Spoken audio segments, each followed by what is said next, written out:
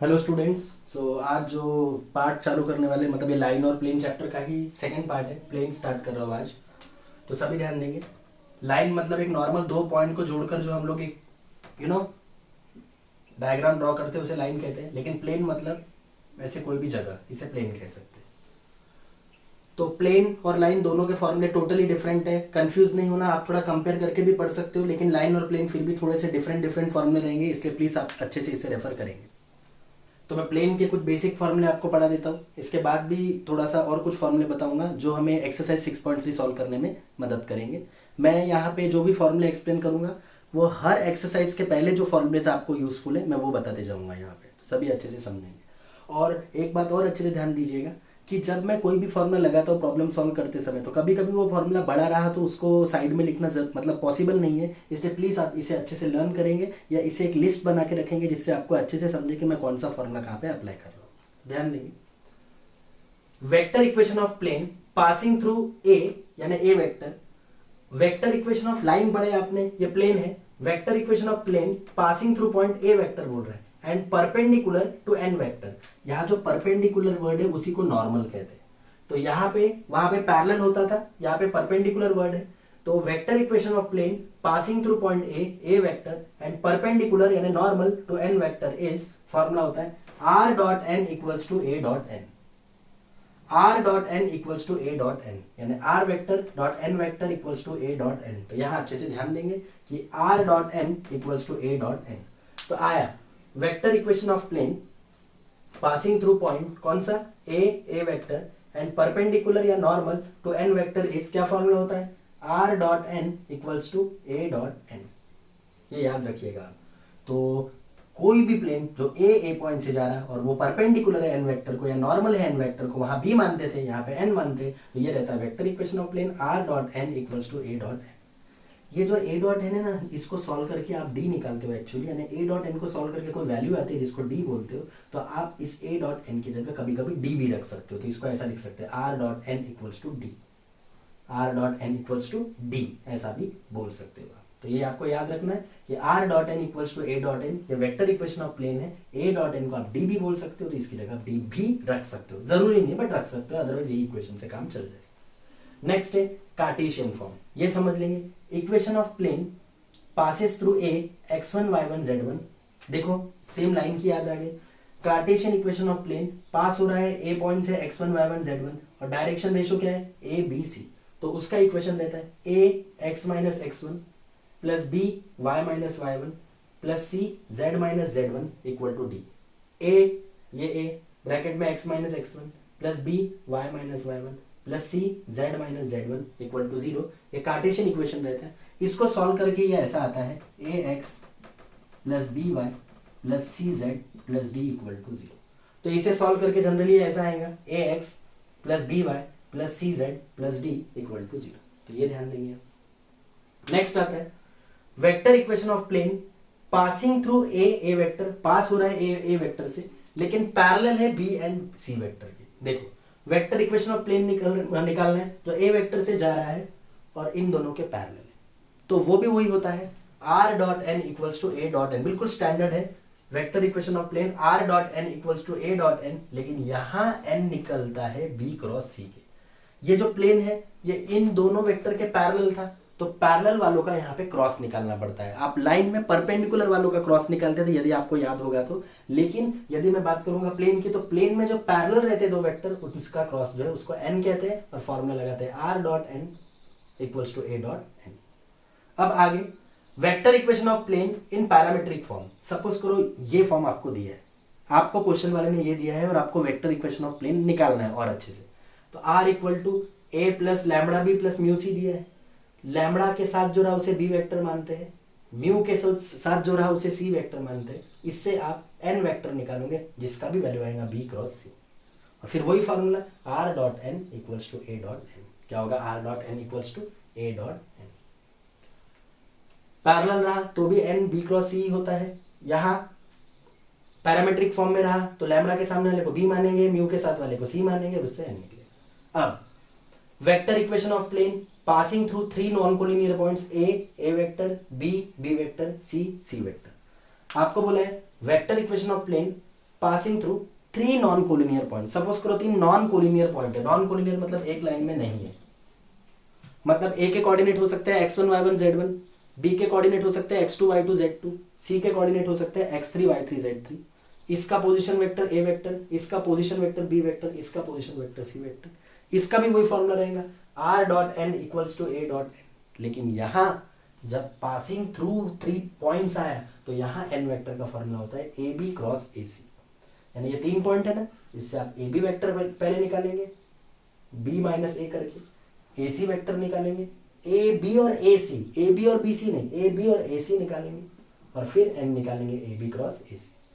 बहुत सारे स्टूडेंट यहाँ बी क्रॉस सी निकालते और आंसर गलत होता है, तो इसलिए आप समझेंगे क्वेश्चन है vector equation of plane passing through 3 non collinear point A B C आया, 3 पॉइंट से पास होने वाला है। ये वर्ड कभी यहाँ यूज नहीं हुआ है, ये पहली बार हुआ है। तो 3 पॉइंट से, 3 पॉइंट नहीं बोला, नॉन कोलिनियर ना बोल के 3 पॉइंट से भी पास होने वाला बोला, तो एन का फॉर्मूला होता है a b cross a c, b cross c नहीं होता है। कार्टेशियन फॉर्म में determinant x minus x1 y minus y1 z minus z1, x2 minus x1 y2 minus y1 z2 minus z1, x3 minus x1 y3 minus y1 z3 minus z1। The equation of plane at distance p, suppose करो equation of plane निकालना है जो p distance पे from origin. Equation of plane at distance p जो p distance पे from origin and normal to the n vector, और किसके normal है, n वेक्टर के। ये वर्डिंग से आपको याद रखना है कि इक्वेशन ऑफ प्लेन जो p डिस्टेंस पर है from origin and normal to the plane n vector, इसका फॉर्मूला होता है r dot n unit vector, ये कैप लगा उसको यूनिट वेक्टर पढ़ते हैं, इक्वल्स टू p, और यूनिट वेक्टर का फॉर्मूला होता है n वेक्टर अपॉन उसका मॉड n। क्या होता है n vector upon mod n। तो जब ये वर्डिंग आएंगे तब आपको समझ में आएगा कि ये वाला टाइप आया है, तो अच्छे से आप ध्यान दें, ठीक है। तो the equation of plane at a distance p, at a distance बोलने वाले को p कहते हैं, from origin and normal to the n vector normal रहा तो उससे हम यूनिट वेक्टर निकालते हैं और फिर यूनिट वेक्टर से आप इसको सॉल्व करते हैं। पढ़ लेंगे इसे एक बार, तो मैं आगे फॉर्मूलेस पढ़ाता हूँ कुछ।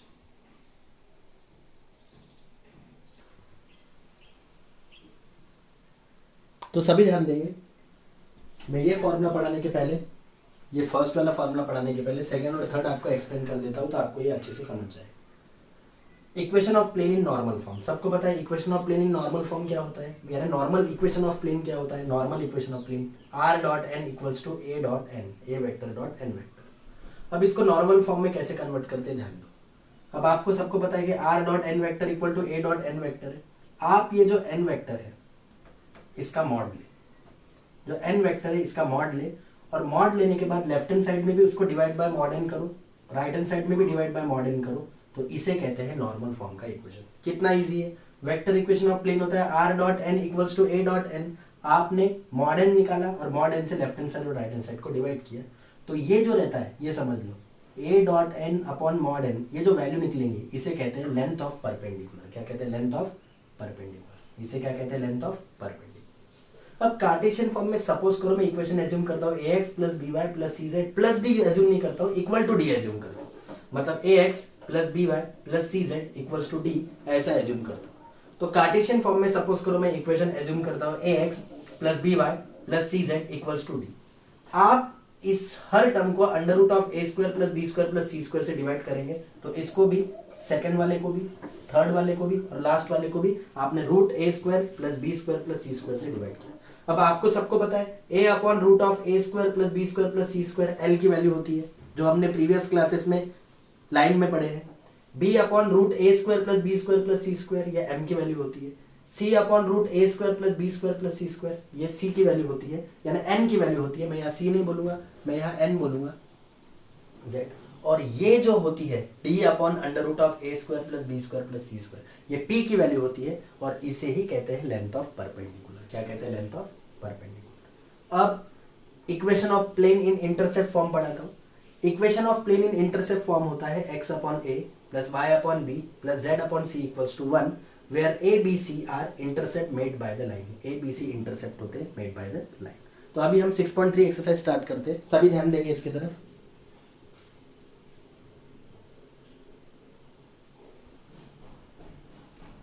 अब सभी इस क्वेश्चन की तरफ ध्यान देंगे। इसके लिए आपको जो मैंने अभी जस्ट मैंने जो फॉर्मुलेस लिखाए हैं, पैटर्न लिखा है, वो आपको लर्न चाहिए।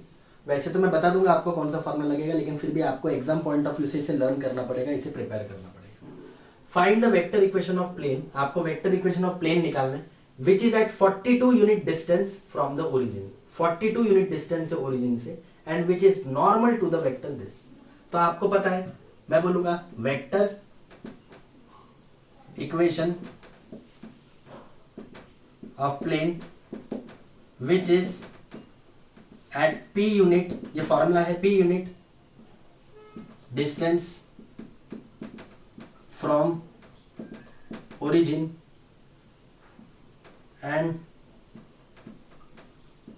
Normal to n vector is, क्या फॉर्मूला रहता है, r dot n unit vector equals to p, where n unit vector निकालते हो आप n vector upon mod n। तो बस आपको यही इसको इससे कंपेयर करना है, vector equation of plane which is at p unit distance from the origin. अब यहाँ p यूनिट डिस्टेंस की जगह 42 यूनिट डिस्टेंस दिया है, मतलब p दिया है 42 units, and normal to n vector, n vector का वैल्यू ये दिया है, n वेक्टर का दिया है 2i प्लस j माइनस 2। अब हमें फॉर्मूले में n यूनिट वेक्टर की वैल्यू की जरूरत होती है, और यहाँ n वेक्टर दिया है, तो n वेक्टर के हेल्प से n यूनिट वेक्टर कैसे निकालते हैं, n vector upon mod n। तो देखिए मैं मॉड n निकाल रहा हूँ, ये देखिए मैं मॉड n निकाल रहा हूँ। अब ये देखेंगे कि मॉड n कैसे निकालेंगे, मॉड n इक्वल्स टू, ये मॉड n बहुत जगह काम आने वाला है इसलिए अच्छे ध्यान देंगे, mod n equals to root में ABC के जो कोएफिशिएंट है उसका स्क्वायर करो, मतलब 2 का स्क्वायर प्लस 1 का स्क्वायर प्लस माइनस 2 का स्क्वायर। तो 2 का स्क्वायर 4 आएगा, 1 का स्क्वायर 1 आएगा, माइनस 2 का स्क्वायर भी 4 आएगा, तो आएगा ये 9, मतलब 3 आएगा। 9 का रूट कितना आएगा बोलो, 3 आएगा। तो ये मॉड n है। अब मॉड n वेक्टर की वैल्यू 3 आई, अब आप n यूनिट वेक्टर निकाल सकते हो। क्या है n यूनिट वेक्टर का value, n vector upon mod n vector. आपका n वेक्टर कितना दिया है, n वेक्टर आपको दिया है 2i प्लस j माइनस 2 के, n यूनिट वेक्टर का वैल्यू कितना दिया है, 3 दिया है, आप यहाँ 3 लिखेंगे, ये हो गया n यूनिट वेक्टर। अब मैं यहाँ फॉर्मूला लिखूंगा, तो मैं लिखूंगा vector equation of plane is r dot n unit vector equals to p। यही इक्वेशन में वैल्यू पुट करना है, तो ये देखेंगे r वेक्टर है, n यूनिट वेक्टर की वैल्यू क्या है, ये दी है 2i plus j minus 2 k upon 3 equals to p। p का वैल्यू देखेंगे 42 है, मैं 3 को इससे इंटू करूंगा तो आएगा r डॉट 2i plus j minus 2 k equals to 3 2 6 3 4 12। This is our required equation of plane. बहुत इजी था ना, ये था कि नहीं, कैसे किया मैंने, सबसे पहले मैंने पैटर्न समझाया कौन सा टाइप है, the vector equation of plane which is at 42 unit distance. Unit distance वाला टाइप मैंने क्या बोला था, vector equation of plane which is at p unit distance from the origin and normal to n vector. इसका formula होता है r dot n unit vector equals to p। n unit vector निकालते हैं n upon mod n, मतलब मैंने ये formula लिख दिया, तो इसके हिसाब से p का वैल्यू 42 है। नॉर्मल वाला n वेक्टर होता है, मतलब ये n वेक्टर है, n वेक्टर का मॉड निकाला root 2 square plus 1 square plus minus 2 square, solve करके 3 आया। फिर इससे हमको जो फॉर्मूले में n यूनिट वेक्टर लगने वाला है वो निकाला, जिसका फॉर्मूला होता है n vector upon mod n। n vector की वैल्यू यहाँ देखेंगे तो वो है 2i plus j minus 2, n unit vector की वैल्यू 3 है। फिर वेक्टर इक्वेशन ऑफ प्लेन निकाला, r dot n unit vector equal to p। n unit vector की वैल्यू है 2i plus j minus 2 k upon 3, और p की value है 42, इसको इससे मल्टीप्लाई किया 126। देख लेंगे इसे।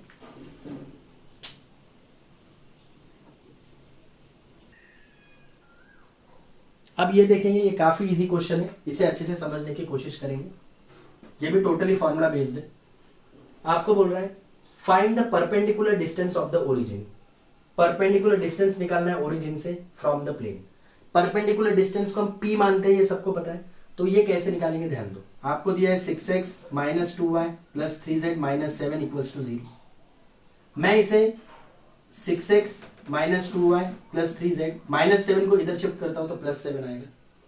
यदि मैं इसकी बात करूंगा, इसको देता हूं इक्वेशन नंबर 1, तो हियर a की वैल्यू 6 है, ax plus by plus cz उस फॉर्म में रहता है, तो डायरेक्शन रेशियो a की वैल्यू 6 है, बी की वैल्यू -2 है, सी की वैल्यू 3 है, ए की वैल्यू 6 है, बी की वैल्यू -2 है, सी की वैल्यू 3 है। इससे मैं निकालता हूँ root a square plus b square plus c square, तो ये आएगा root 6 square plus -2 square plus 3 square, 36 plus 4 plus 9, 49 का रूट आएगा 7। ये जो 49 है इसका रूट कितना है, 7 है। अब मैं लिखूंगा डिवाइड इक्वेशन 1 बाय 7। जो इक्वेशन 1 है इसे आप 7 से डिवाइड करेंगे, तो 7 से डिवाइड करेंगे तो क्या आएगा बताइए, ये आएगा 6/7 -2/7 प्लस 3/7 इक्वल्स टू 7/7। यहाँ पे x आना चाहिए, तो यह आया 6/7x -2/7y प्लस 3/7z, 7 के साथ 7 कैंसिल, तो ये 1 आया। और ये आपको पता ही होगा, जब आप a को root of a square plus b square plus c square से डिवाइड करते हो तो वो l का वैल्यू हो जाता है। तो यहाँ पे क्या आया, हेयर l का वैल्यू 6/7 आया, जिसे हम डायरेक्शन कोसाइन कहते हैं। m का वैल्यू आया -2/7, n का वैल्यू 3/7, और ये p आया 1। और ये जो p है इसे ही कहते हैं परपेंडिकुलर डिस्टेंस, तो इसलिए मैं लिखूंगा परपेंडिकुलर डिस्टेंस या length of perpendicular equals to 1। यहाँ पे आपका आंसर फिनिश। और एक बार बता रहा हूँ, समझ लेंगे।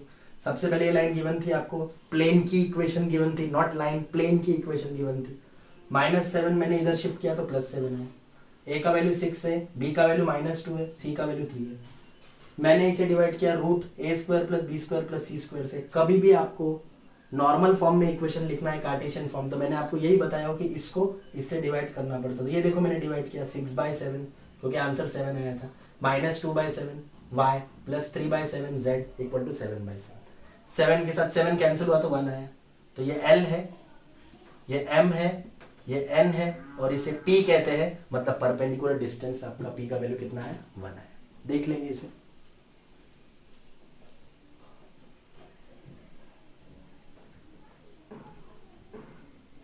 अब इसकी तरफ ध्यान देंगे। आपको बोल रहा है find the coordinates of foot of perpendicular from the origin. Coordinates निकालने।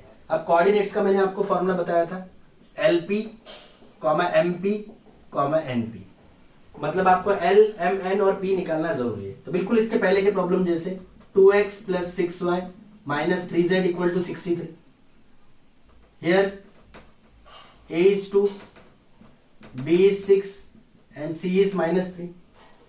यहां निकालेंगे root a square plus b square plus c square, मतलब root 2 square plus 6 square plus -3 square. So 4, 36, 9। यह आएगा रूट में 49, और 49 का रूट होता है 7। उसके बाद यदि मैं इसे सॉल्व करता हूं तो मैं इसको यदि इक्वेशन 1 मानता हूं तो मैं लिखूंगा डिवाइड इक्वेशन 1 बाय 7। 1 को 7 से डिवाइड करता हूं तो यह आएगा 2/7x plus 6/7y minus 3/7z 63/7। अब यहां ध्यान देंगे अच्छे से। मैंने ये 2 को डिवाइड किया 7 से, मैंने ये 6 को डिवाइड किया 7 से, मैंने 3 को डिवाइड किया 7 से, मैंने 63 को डिवाइड किया 7 से। तो यहाँ आएगा 2/7x plus 6/7y minus 3/7z equal to 7 1 जा 7 9 जा, मतलब ये 9 आया। तो हियर ये equation of plane in normal form होता है।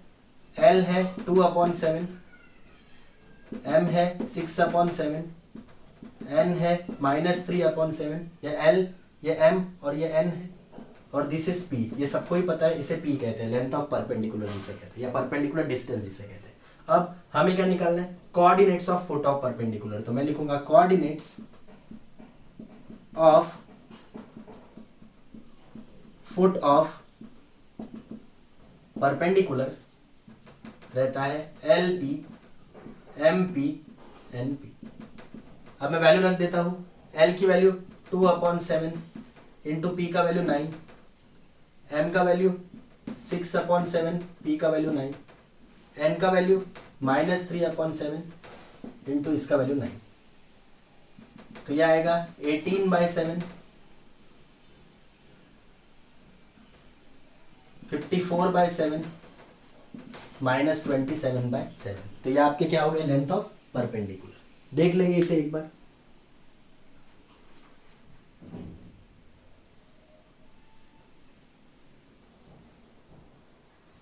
अब इस क्वेश्चन की तरफ जरा सा ध्यान देंगे, ये भी काफी इजी क्वेश्चन है। आपको ये इक्वेशन ऑफ प्लेन दी है वेक्टर फॉर्म में और इसको रिड्यूस करना है यानी कन्वर्ट करना है नॉर्मल फॉर्म में। Hence find the length of perpendicular from the origin, आपको लेंथ ऑफ परपेंडिकुलर निकालना है ओरिजिन से और डायरेक्शन कोसाइन निकालना है। अब मुझे एक बात बताओ, वेक्टर फॉर्म में जब इक्वेशन रहती है, ये जस्ट रिवीजन है, मैं बता चुका हूं, r.n इक्वल्स टू a.n, तो मैंने आपको बताया था जब भी इस टाइप की इक्वेशन को नॉर्मल फॉर्म में कन्वर्ट करना है तो इसको दोनों को डिवाइड करना पड़ता है मॉड n से, तो इसे कहते हैं लेंथ ऑफ परपेंडिकुलर। तो पहले इतना करते हैं, आपको लाइन क्या गिवन है, r.3i + 4j + 12k = 78, तो हियर यहां पर n वेक्टर की वैल्यू r.n होता है, मतलब ये n है, तो n वेक्टर की वैल्यू दी है 3i + 4j + 12k, तो इससे आप n वेक्टर निकालेंगे रूट में 3 स्क्वायर + 4 स्क्वायर + 12 स्क्वायर, रूट में 9 + 16 + 144, रूट में 169।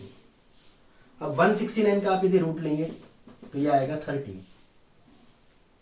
अब इसको यदि मैं इक्वेशन 1 मानता हूं तो सबको पता है r.n = a.n के फॉर्म में इक्वेशन दी रहेंगी और आपको इसको डिवाइड करना पड़ेगा मॉड n से। तो ये आपको इस फॉर्म में दिए यानी, तो मैं डिवाइड करूंगा, तो मैं लिखूंगा डिवाइड इक्वेशन 1/13, तो क्या आएगा, r डॉट अलग रखो, तो ये आएगा 3i + 4j + 12k अपॉन में 13, 78 अपॉन में 13।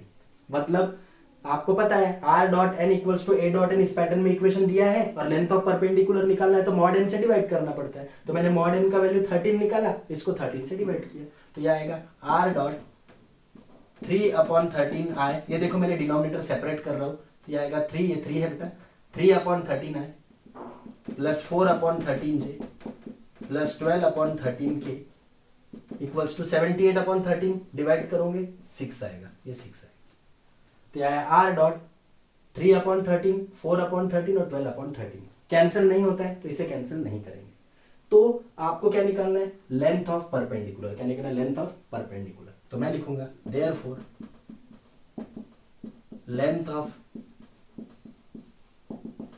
Perpendicular from the origin to the plane, इसको बोलते हैं, तो ये देखो ये क्या आया 6, तो यहां लिखूंगा 6, क्या लिखूंगा 6। अब डायरेक्शन कोसाइन निकालने ऑफ नॉर्मल, डायरेक्शन कोसाइन किसे कहते हैं, डायरेक्शन कोसाइन किसे कहते हैं, LMN को डायरेक्शन कोसाइन कहते हैं। जनरली बहुत अच्छे से बताऊंगा और यही आपको समझना है। इस r को छोड़कर देखो, पहले इक्वेशन ऐसी थी, आपने इसको नॉर्मल फॉर्म में लिखा, तो नॉर्मल फॉर्म में लिखने के बाद जब वेक्टर फॉर्म में ये वैल्यूज होती है तो इसे ही LMN कहते हैं, तो इसलिए आपको 10 बार इसको करने की जरूरत नहीं है, याद रखिए। मैं इसकी बात नहीं कर रहा हूँ, आपने जब इसको रिड्यूस किया कौन से फॉर्म में, नॉर्मल फॉर्म में। नॉर्मल फॉर्म में कैसे रिड्यूस किया, सबसे पहले इक्वेशन इस फॉर्म में दी थी, इसका आपने मॉड लिया, मॉड लेने के बाद आपने इक्वेशन 1 मतलब इसको इससे डिवाइड किया, इसके बाद जो ये बनी इससे निकला ये लेंथ ऑफ परपेंडिकुलर, और ये जो रहता है इसे ही LMN कहते हैं। जब भी जो कार्टेशियन फॉर्म में था, कार्टेशियन फॉर्म में कैसा था आपको अच्छे से समझेगा, ax + by + cz = b, इसे आपने डिवाइड किया √a² + b² + c², इसे भी सेम, इसे भी सेम, इसे लिखा lx + my + nz = b, तो xyz के सामने रहता है उसे LMN कहते हैं। सिमिलरली जब आप जो गिवन इक्वेशन है उसको n वेक्टर से डिवाइड करते हो, जैसे कि आपने यहाँ किया, तो यहाँ जो ijk के सामने रहता है उसे भी LMN कहते हैं। तो यहाँ क्या लिखेंगे, हियर डायरेक्शन कोसाइंस एल आएगा 3/13, एम 4/13, एन 12/13। तो आपको याद रखना है, जब वेक्टर इक्वेशन ऑफ प्लेन दिया रहा और उसको आप जब डिवाइड करते हो एन वेक्टर का मॉड से, तो उसके बाद जो आता है उसमें इधर जो रहता है वो लेंथ ऑफ परपेंडिकुलर रहता है, और नॉर्मली ये जो रहता है वो direction cosine l m n की वैल्यू होती है। और ये तो मैं आपको जब भी बता चुका हूँ कि कार्टेशियन फॉर्म में दिया रहा तो आप उसको root of a square plus b square plus c square से डिवाइड करते हो, फिर एल एम एन बनाते हो। तो ये तो आपको पता ही है, एक्स वाई जेड के सामने रहता है एल एम एन, और राइट हैंड साइड में जो रहता है उसको लेंथ ऑफ परपेंडिकुलर कहते हैं, यानी पी कहते हैं। देख लेंगे इसे।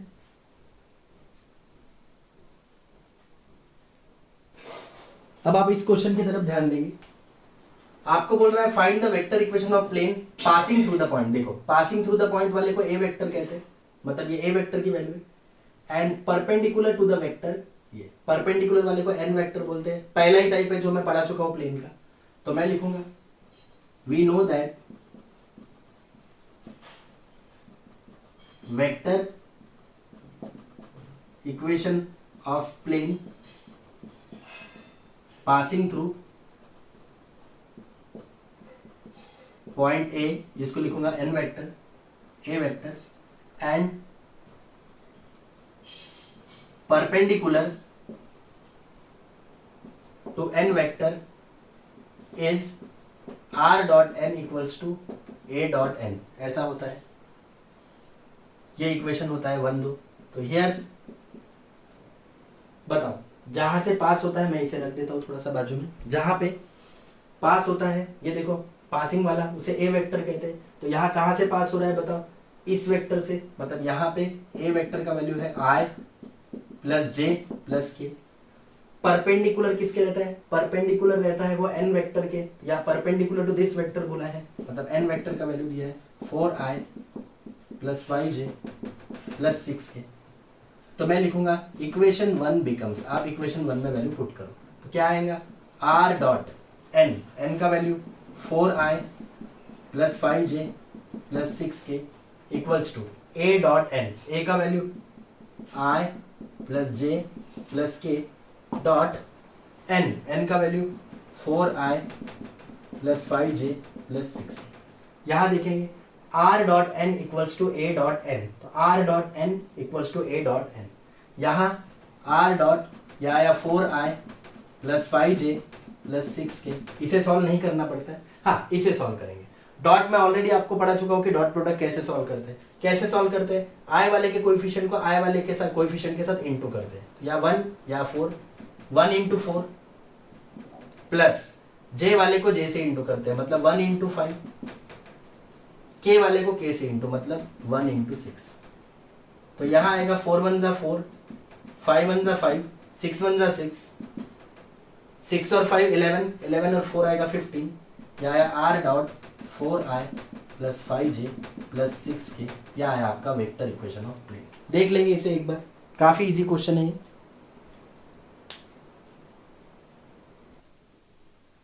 ये हमारा आज का आखिरी क्वेश्चन है, तो इसे अच्छे से समझेंगे। Find the Cartesian equation of the plane passing through -1 2 3 and the direction ratios of whose normal are 0 2 5। अब ये आपको पता है कि Cartesian equation of plane passing through x1 y1 z1 and direction ratio of normal are a B c. तो formula होता है a x minus x1 plus b y minus y1 plus c z minus z1 equal to 0। इसको equation 1 देंगे। तो here x1 y1 z1 a b c को calculate करेंगे। जहां से पास होता है उसे x1 y1 z1 कहते हैं। ये -1 2 3 से जा रहा है, मतलब x1 का वैल्यू -1 है, y1 का 2 है, z1 का 3। नॉर्मल के जो डायरेक्शन रेशियो होते हैं उसे ए बी सी कहते हैं। ये 0 2 5 ये है, मतलब a 0 ये 2 और ये 5। सो इक्वेशन 1 बिकम्स, इक्वेशन 1 बनाइए, यह आएगा 0 x minus minus 1 plus b रखना पड़ता है मतलब 2 y माइनस वाई 1 मतलब 2 प्लस c का वैल्यू 5 है बेटा 5 रखेंगे, z माइनस z1 का वैल्यू 3 इक्वल टू 0। अब इसको आप कितना भी सॉल्व करो या कर ही लो, +1 माइनस इंटू माइनस +1, इसे 2 से इंटू करोगे तो आएगा 2y माइनस 4, 5 से इंटू करेंगे तो 5z माइनस 15 इक्वल टू 0। अब देखेंगे 0 इंटू एनीथिंग 0 होता है, यह आएगा 2y प्लस 5z माइनस 4 और ये माइनस 19 इक्वल्स टू 0 होता है, तो यह आएगा 2y plus 5z minus 19 equals to 0। इसे आप लिख सकते हो 2y plus 5z equals to 19। यह हो गया कार्टेशियन इक्वेशन ऑफ प्लेन। तो आज हमने बहुत सारे वेराइटीज के फॉर्मूले पढ़े प्लेन के, और उसके बाद उसको अप्लाई कैसे करना, अब तक मैंने जो 6 प्रॉब्लम पढ़ा है उसमें एक एक स्टेप अच्छे से बताया हूँ। तो प्लीज़ आप इसके फॉर्मूले अच्छे से रेफर करेंगे, अच्छे से पढ़ेंगे और इसे करने की कोशिश करेंगे। Thank you.